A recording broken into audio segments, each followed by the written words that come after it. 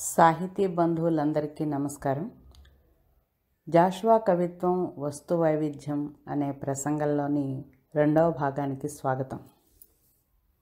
జాషువా రచించిన మరొక కావ్యం బాపూజీ. మహాత్ముడు తుపాకీ గుండ్లకు బలైపోయినప్పుడు కవి రాల్చిన అశ్రుకణాలే ఈ కావ్యంగా రూపుదిద్దుకున్నాయి. ఎన్నో విధాలుగా గాంధీజీని శ్లాఘించాడు జాషువా. గాంధీజీ ఉపవాసాన్ని గురించి, అలిగి కూర్చుండు చిన్న బిడ్డల విధానానుపవసింతువు భువనము రూతలుగా, విశ్వములకెల్లగా రాబు బిడ్డ ఒకట చంపుకొన్నది భారతక్ష్మాతలంబు అని వాపోతాడు. ఉప్పు సత్యాగ్రహ సమయంలోని గాంధీజీని వర్ణిస్తూ కవి, పిల్లలను వెంటబెట్టుకుని భిక్షకు వెళ్లే కుటుంబిలా అర్ధదిగంబరేశ్వరుడు అబ్ధయాత్రకు వెళ్ళాడు అంటాడు. ఇప్పటికీ అంతరించిపోని దురాచారాలను, పరమత సహనం లేని ప్రధానమైన 3 మతాలను ఈ కావ్యంలో నిరసించాడు కవి. గాంధీజీకి విదేశీయులు సైతం మోకరిల్లారని చెబుతూ, జాతి జనకుని విశ్వవిఖ్యాతి దలప నరనరమ్మున గర్వంబు మెరిసిపోవు అంటాడు. అలాగే జాషువా రచించిన మరో కావ్యం నేతాజీ. బోసు మహాత్యాగి. అతని త్యాగముతో దేశం అతనికి రుణపడ్డది.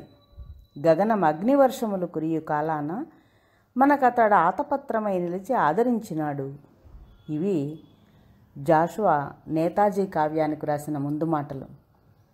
అడుగడుగునా వెంటనంటే సిఐడీల కన్నుమూసి తన గంభీర వర్చస్సును దాచటానికి మొలక మీసాలు పెంచి, సహజమైన మాట తీరును మార్చి, కాబూలు పాగాను చల్లాడాన్ని ధరించి, చేతి ఖర్చుకు చిల్లి గవ్వ కూడా లేకుండా ఆపదలు ఎదుర్కొంటూ భరత జనయేత్రి శిరస్సుపై భారాల నుంచి బోసు కాబూలు యాత్ర చేశాడని వర్ణించాడు కవి. ఆ కడగండ్లను కాబూలు పంటవలంతి గర్భగహ్వరంలో రాసుకున్నదట. బోసు చెరసాలలో ఉన్నప్పుడు భరతమాత సాక్షాత్కరించి తన నేటి దుస్థితిని, నాటి వైభవాన్ని వివరించింది. పుట్టిన గడ్డలో కాలు మోపటానికి దారి లేని బోసును చూసి హిమగిరి రోధించిందట. చూడండి ఈ పద్యం ఎంత చక్కగా ఉందో. పుట్టిన గడ్డలో భరత భూములలో గజదొంగ ఓలి, కాల్మెట్టుటకింత నెలయును లేక తపించు సుభాసు వీర సమ్రాట్టును చూచి, తద్ధిమధరాధరమెంత కరంగి ఎచ్చనో, గట్టులు దన్ని పారు నలగంగ ఎరుంగు నెరుంగరెవ్వరున్ అంటాడు. పుట్టిన దేశంలో, భారతదేశంలో బోసు గజదొంగలాగా సంచరించాల్సి వచ్చింది. తాను కాలువనటానికి కొంచెం నేల కూడా లేకుండా తప్పించేటువంటి ఆ వీరసింహమైనటువంటి సుభాసును చూసి, ఆ హిమధరాధరం అంటే హిమాలయం ఎంత కరిగి ఏడ్చిందో, అంటే మంచుగడ్డ కూడా, మంచు పర్వతం కూడా కరిగిపోయి ఏడ్చింది అంటాడు. ఆ రోదన ఆ గట్లని ఒరుసుకుని పారే గంగకి మాత్రమే తెలుసు, మిగిలిన ఎవరికీ కూడా తెలియదు అంటాడు. ఇక సాధారణంగా అన్ని కావ్యాల్లోనూ సందర్భోచితంగా బడుగుల, నిమ్నజాతుల దుస్థితి వర్ణన తప్పకుండా ఉంటుంది. జాషువా అచ్చపు భక్తికే ప్రాధాన్యమిచ్చాడు, మతమౌఢ్యాన్ని నిరసించాడు. ఇది నిజమే అయినా ఖండన మరీ తీవ్రమై కొన్నిసార్లు మనసు చివుక్కుమనిపించక మానదు. ఈ మాట చెప్పక తప్పదు. ఒక ఉదాహరణ చూడండి. చెలగున్ లంచములాగు దుర్గుణము రాజీవాక్ష ముఖ్య త్రిమూర్తలయందున్ ఫలపుష్పతోయములనేదో ఇచ్చుకోకుండా. ఈ మాట సుభాష్ చంద్రబోస్ దేశాన్ని దాటే సమయంలో ఒక సిఐడి లంచాలను ఆశించి ఆయన్ని ఇబ్బంది పెట్టాడని చెప్పే సందర్భంలోనిది. సరే, ఇలాంటివి ఎలా ఉన్నా కానీ జాషువా కవిత్వం విరజిమ్మే వెలుగుల ముందు ఇలాంటివి సాధారణంగా కనిపించవు, కానీ ఉన్నాయని చెప్పక తప్పదు. స్వయంవరం జాషువా రచించిన మరొక కావ్యం. ఇందులో వధువు స్వరాజ్యం, పెండ్లి కొడుకులు ప్రజలు, ఈ స్వరాజ్య బాల మహాత్ముని సత్యాగ్రహ మహాయజ్ఞంలో జన్మిస్తుంది. ఉరుసులు, తిరునాళ్ళు, ఊరేగింపులు చేసి దేశీయులు బాలకు బారసాల జరిపి మరణించిన తాతగారి అంటే బాపూజీ ప్రతిమలను ఊరూరా ప్రతిష్ఠిస్తారు. పెళ్లికి ఎదిగిన స్వరాజ్య బాల స్వయంవరానికి నీతిమంతులు, అవినీతిమంతులు, ధనవంతులు, దరిద్రులు, దొంగలు, దొరలు వీరందరూ పెండ్లి కొడుకులే వస్తారు. సత్యాహింసలనే చెలికెత్తలు వారి వివరాలను స్వరాజ్య బాలకు వివరిస్తారు. నవ్వుతూ స్వయంవర సభకు వచ్చిన స్వరాజ్య బాల ఏడుస్తూ వెళ్ళిపోతుంది. తగిన భర్త కోసం దేశాటనం చేసి లభించక చివరకు మంచుకొండల సమీపారణ్యంలోని ఒక బోయపల్లెలో మనశ్శాంతితో నివసిస్తుంటుంది. ఒకనాడు స్వప్నంలో మహాత్ముడు దర్శనమిచ్చి ఆమెను ఓదార్స్తాడు. ఆమె ఒక యువకుని వివాహమాడి రాజ్యపాలన చేస్తుంది. నవయుగం ఆరంభమవుతుంది. దేశంలో శాంతి నెలకొంటుంది. ప్రజలు స్వరాజ్య సుఖాన్ని అనుభవిస్తారు. ప్రకృతిలో, విజ్ఞానంలో, విద్యలో, కళాలోకంలో, సంఘంలో రావలసిన మార్పులు ఈ కావ్యంలో వర్ణించబడినాయి. స్వయంవరం కావ్యానికి జాషువా వ్రాసిన భూమికలోని మాటలివి. స్వరాజ్య బాలకు 7 నెలలు నిండకముందే మహాత్ముడు హత్యకు గురయ్యాడని చెబుతూ, హత్యకగ్గమైన మహాత్మునకునై చిన్న బాష్పఖండము చిమ్మదయ్యే పారమార్థ మద్యపానంబుగా వించి మత్తుగొన్న కరకు మతము కన్ను. హత్యకు గురైనటువంటి మహాత్ముని కోసం కరకు కన్ను, ఆ కన్ను ఏమిటంటే మతం అనేటువంటి కరకు కన్ను చిన్న బాష్ప కణం కూడా చిమ్మలేదు. ఎందుకంటే పారమార్థ మద్యపానంబుగా వించి మత్తుగొన్నది అంటాడు. అర్థం సులభమైందే కానీ పరమార్థాన్ని మద్యపానం అనటం ఎంతవరకు సమంజసం కాదేమో. ఇక మరొక కావ్యం కొత్త లోకం. ఈ కొత్త లోకం కావ్యంలో కవి తన కోరికలను భగవంతునితో నివేదించుకుంటాడు. దీనిలో కవికి రాజుకు కల భేదాన్ని చెప్పేటువంటి పద్యాలు చాలా ప్రసిద్ధాలు. మచ్చుకొకటి. రాజు మరణించెనొక తార రాలిపోయే, కవియు మరణించెనొక తార గగనమెక్కే, రాజు జీవించే రాతి విగ్రహములందు, సుకవి జీవించే ప్రజల నాలుకలయందు. స్వాతంత్రం సిద్ధించిన తర్వాత, ప్రత్యేక ఆంధ్ర రాష్ట్రం ఏర్పడిన తర్వాత, నిజాం నిరంకుశ పాలన అంతరించిన తర్వాత దేశంలో జరిగిన అభివృద్ధిని గురించి వివరించాడు కవి. తెలుగుల అభివృద్ధికి ఏం చేయాలో, ఏ విధంగా చేయాలో చెప్పాడు.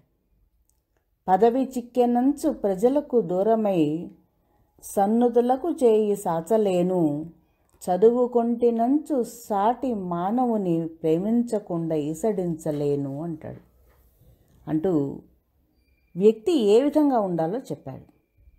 నాగార్జున సాగర్ నిర్మాణంతో శ్రీనాథుని నాటి పల్నాడు నేడు సస్యశ్యామలమైందన్నాడు. అక్కడి బౌద్ధ భిక్షువుల గురించి చెబుతూ పవిత్ర చైత్య పరిశోభితముల పల్నాటి క్షేత్రములని వర్ణించాడు. భగవంతుని నిర్భయంగా ప్రశ్నిస్తూ, నువ్వు ఇంతవరకు పొగడ్తలే కానీ తెగడ్తలు తెలియనివాడివి, నేను నీకు శత్రువుని కాను, నీలో సగం అంశ ఉన్న కావ్య జగతీ స్రష్టను అంటాడు. ప్రకృతిలో అంతటా కనిపించే భగవంతుని ఉనికిని గురించి చెప్పి ప్రత్యక్షంగా కనిపించమని వేడుకున్నాడు. ప్రకృతిలోని పూలు, గాలి మొదలైన వాటికి ఇచ్చిన దానగుణాన్ని నరులకివ్వకుండా నర సమాజాన్ని అవమానపరిచావు అంటాడు. స్త్రీ పురుష సమానత్వం ఉండాలని, గోవుల సహనాన్ని, గొర్రెల త్యాగాన్ని, కుక్కల విశ్వాసాన్ని, చీమల పరస్పర స్నేహాన్ని మానవులకిమ్మని ప్రార్థించాడు. అటువంటి వారితో కొత్త లోకాన్ని సృష్టించమని అర్థించాడు. జాషువా తీరుతీరుల నవ్వుల గురించి చెప్పినటువంటి పద్యం హృద్యమైనది. హృద్యమే కాదు, సత్యం కూడా. విశుద్ధమైన నవ్వు విశుద్ధమైన అంతఃకరణానికి చిహ్నం. తనకు అటువంటి నవ్వునిమ్మని ప్రార్థిస్తున్నాడు కవి ఈ పద్యంలో. నవ్వవు జంతువుల్ నరుడు నవ్వును, నవ్వులు చిత్తవృత్తికిందివ్వెలు. కొన్ని నవ్వులట తేలవు కొన్ని విషప్రయుక్తముల్. పువ్వుల ఓలె ప్రేమరసమున్ వెలిగ్రెక్కు విశుద్ధమైన లే నవ్వులు నాకు నిమ్మఘ వినాశక వ్యాధులు సొకవెన్నడున్ అంటాడు. నిజమే కదా, నవ్వులు మానవుని అంతఃకరణానికి చిహ్నాలు. విశుద్ధమైనటువంటి పూలలాగా స్వచ్ఛమైనటువంటి నవ్వు తనకిమ్మని భగవంతుడిని కోరుకుంటున్నాడు. ఎందుకంటే నవ్వులు అనేక విధాలు. కొన్ని నవ్వులు ఎటూ తేలవు, ఏమి అభిప్రాయమో తెలియదు. కొన్ని విషప్రయుక్తాలు. కాబట్టి తనకు స్వచ్ఛమైన నవ్వునిమ్మనే భగవంతుని కోరుకున్నాడు. కొత్తలోకం కావ్యంలోని మలికోర్క విభాగం సతీ వియోగం తర్వాత వ్రాసింది. ఆ వియోగ వ్యధ దీనిలో కనిపిస్తుంటుంది. కవి ఈ కావ్యాన్ని తన సతికే అంకితమిచ్చాడు. క్రీస్తు చరిత్ర జాషువాకు కేంద్ర సాహిత్య అకాడమీ అవార్డును తెచ్చిన కావ్యం. దీనిలో క్రీస్తు జననం, ఆయన చేసిన మహిమలు విస్తృతంగా వర్ణించబడినాయి.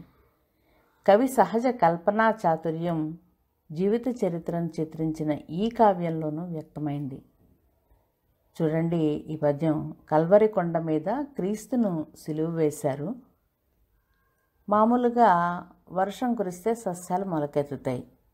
క్రీస్తు అనే మేఘం కురిసిన నెత్తుతో భక్తుల కోసం సన్ముక్తి సస్యాలు మొలిచాయట. ఇంత గొప్ప ఊహ చూడండి. కలువరగిరి నెత్తముల సిలువను రేలాడు క్రీస్తు జీమూతము, భూతలమున కురిసిన నెత్తుట మొలిచెన్ సన్ముక్తి సస్యమును భక్తులకున్. జాషువా కాలం నుండి జాలువారిన మరొక కావ్యం ముసాఫర్లు. ఇహానికి పరానికి ప్రయాణించే రెండు ఆత్మల సమావేశమే దీనిలోని కథావస్తువు. హిమాలయాల్లో చైనాతో జరిగిన యుద్ధంలో వీరమరణాన్ని పొందిన ఒక యోధుడు చంద్రునికి సమీపంలో ఉన్న ఒక సత్రంలో సేద తీర్చుకుంటున్నాడు. అతడి శరీరంతో లేడు కాబట్టి, ఆత్మ కాబట్టి చంద్రమండల సమీపంలో ఉండగలిగాడు. ఇదంతా కవి ఊహ కాబట్టి అది సాధ్యమే కూడా. జాషువా కావ్య వస్తువు గురించి ఆలోచిస్తున్నప్పుడు పక్కింటి దంపతులకు జన్మించిన పసిబిడ్డ అతనికి కావ్య వస్తువై స్ఫురించింది. సరే, ఇంతకీ ఆ యోధుడికి భూలోకంలో సంతానం కోసం పరితపించే దంపతులకు బిడ్డగా జన్మించటానికి ఆకాశ మార్గంలో వస్తున్న ఒక ప్రాణి కనిపించింది. ఈ యోధుడు ఆ ప్రాణిని ఆహ్వానించి సంభాషణ మొదలుపెట్టాడు. భూలోకానికి వెళ్తున్నావా? భగవంతుడు పంపాడా? దేవతలంతా క్షేమంగా ఉన్నారా? నీకు ఎన్ని సంవత్సరాల ఆయువునిచ్చారు? భరతభూమిలో ఏ కులంలో పుట్టబోతున్నావు అని ప్రశ్నించాడు. ఆ ప్రాణి, అయ్యా, నాకు ఆ వివరాలు తెలియవు. భూతల జీవనం అనుకూలంగా ఉంటుందా? ఏదో శక్తి నన్ను భూమండలానికి తోస్తున్నట్లుగా ఉంది. అక్కడ కర్తవ్యం ఏమిటో నాకు తెలీదు. నువ్వు ఇంతకు ముందే జన్మించావు కదా, జన్మ సార్థక్యానికి ఏం చేయాలి? పాపపుణ్యాల ఫలితాలేవి? తల్లి గర్భంలో తలదాచుకోవటం ఏమిటి? శరీరం లేని కొన్ని జీవులు వాయుమండలంలో ఉన్న ఒక జ్యోతికి ప్రదక్షిణం చేసి కొన్ని భూమికి వెళ్తుంటాయి. నేను కూడా అలాగే వస్తున్నాను. భగవంతుని గురించి, స్వర్గాన్ని గురించి నాకేమీ తెలియదు. మానవుడు పుట్టి పెరిగిన తర్వాత స్వర్గలోకపు కథలు చెప్పగలడేమో కానీ ఇంకా పుట్టిన చిట్టిపాపలు ఎలా చెప్పగలరు? భూమికి చేరాలంటే ఇంకెన్నాళ్ళు ప్రయాణం చేయాలి? ఇలా అడుగుతూ ఆ ప్రాణి యోధుని వివరాల గురించి కూడా అడిగింది. యోధుడు ఇలా చెప్పాడు. భూలోకంలోని విశేషాలు చెప్పటానికి ఎన్నో సంవత్సరాలు పడుతుంది. నీ జననానికి ఆలస్యమవుతుంది, అయినా చెప్తాను విను. భారతదేశం ఎందరో త్యాగమూర్తులైన రాజర్షులకు జన్మనిచ్చిన పవిత్ర భూమి. నేను మానవలోకంలో జన్మించి 40 సంవత్సరాలు దాటాయి. మాతృగర్భంలో చీకటి చర్మకుటీరంలో ఉండి అవయవాలన్నీ ఏర్పడిన తర్వాత ఏడుస్తూ భూలోకానికి చేరతావు నువ్వు. శిశుత్వ దశ అభంశుభం తెలియనిది. భగవంతుని గురించి తెలుసుకోవటానికి వేదాలు, పురాణాలు మొదలైనవన్నీ ఉద్భవించాయి. అనేక మతాలున్నాయి. ఇలా భూలోక విశేషాలన్నీ చెప్పాడు. భరతభూమి గురించి చెప్తూ అంటాడు, 10 మారుల్ జనియింపడే భరత భూభాగంబునన్ కృష్ణుడు ఏ హృదయాకర్షకమైన శక్తి గలదో ఈ నేల ఎందెన్నడో సదనం వండు హిమాద్రిగట్టుకుని శానుండు సత్పుత్ర సంపదతో నుండడే సాంధ్యనర్తన కళా పాండిత్య సౌందర్యుడై అంటాడు. ఈ భారతభూమి ఎంత గొప్పదో, ఏ హృదయాకర్షకమైన శక్తి ఉందో కానీ ఈ నేలలో కృష్ణుడు 10 సార్లు జన్మించలేదా? అలాగే హిమాలయ ప్రాంతంలో ఒక గృహాన్ని నిర్మించుకుని పరమేశ్వరుడు కుటుంబంతో సహా ఉంటున్నాడు కదా, సంధ్యానర్తనం చేస్తున్నాడు అంటూ కృష్ణుడు పరమేశ్వరుడు ఈ భూమిలోనే జన్మించాడని భారతదేశం యొక్క గొప్పతనాన్ని గురించి చెప్పాడు. అలాగే ఇంకా వాంగ్మయం, పెద్ద గ్రంథ భాండాగారాలు పెరిగాయి కానీ మానవత్వం పెరగలేదు. దీనికి కారణం తమ్మిబిడ్డడెరుంగున్న అంటాడు. మానవుల స్వభావాన్ని గురించి చెబుతూ, ఎంత మంచివానికేని గుప్పెడు మసి పుయ్యగలరు దుష్ట పురుషులచట, ఎంత చవటనేని ఇంద్రుగా చంద్రుగా ఘనప్రతిష్ఠ పులమగలరు నరులు అంటాడు. అందాల రాణి అయి కనువిందు చేసే విశ్వాన్ని సూర్యచంద్రులు మేటి గృహదీపాలై ప్రదక్షిణలతో పూజిస్తారు అంటాడు. స్త్రీని గురించి చెబుతూ, నరుండూడిగపు యంత్రమనుకుని చేడను బంధించి వ్యర్థ జీవననర్చెన్నన్నాడు. భువనం మానవులకు ఒక ముసాఫర్ ఖానా అని, కొంతకాలం శరీరాన్ని ధరించి ఇక్కడ నివసించి తరువాతి ప్రయాణానికి సిద్ధపడతారని వివరించాడు. లోకం తీరుతో పాటు ఆంధ్రదేశాన్ని, అక్కడి ప్రజల స్వభావాన్ని, గుంటూరు మండలాన్ని, కవులను గురించి కూడా వర్ణించాడు. స్వాతంత్ర్యం వచ్చిన తర్వాత దేశంలో జరిగిన అభివృద్ధిని గురించి వివరించాడు. తన జననాన్ని, బాల్యాన్ని, యవ్వనాన్ని, వివాహాన్ని గురించి వివరించాడు. మాతృదేశంబు చైనీయ భూతకోటి కబళనమొనర్చునో ఎన్న ప్రబలమైన సంశయంబున స్వీయ సంసార రజ్జు బంధములు త్రెంచుకొని యుద్ధభటుడనైతి అని తాను యుద్ధభటుడైన విషయాన్ని చెప్పాడు. తూరుపు టిటలేయంబని పేరొందిన తెలుగు భాష పెంపారుధరన్ వీరకులంబున పుట్టితి పౌరుషగుణ ముగ్గుబాలబడసిన వాడన్ అని తనను గురించి చెప్పుకున్నాడు. తూర్పు ఇటలీ అనేటువంటి పేరు పొందినటువంటి తెలుగు భాష ఎక్కడుంటుందో అంటే ఏ తెలుగుదేశమో ఆ తెలుగుదేశంలో నేను వీరకులంలో పుట్టాను, పౌరుష గుణాన్ని ఉగ్గుపాలతో పొందాను అని చెప్పాడు. ఇక్కడ మాతృదేశాన్ని గురించే కాదు, మాతృభాష అభిమానాన్ని కూడా జాషువా చాటుకున్నాడు.